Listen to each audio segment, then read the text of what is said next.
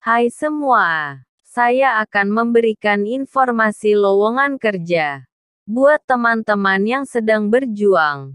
Tetap selalu berdoa, semangat berusaha dan jangan putus asa. Semoga informasi yang saya berikan dapat bermanfaat bagi kita semua.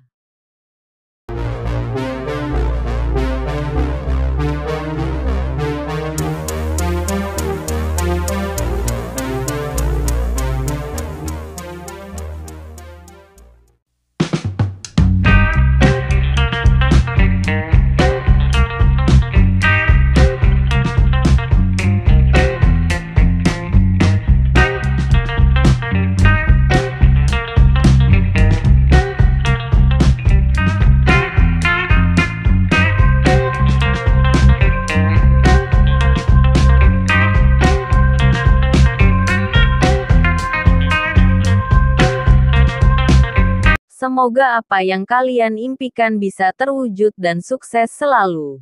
Terima kasih. Salam sukses.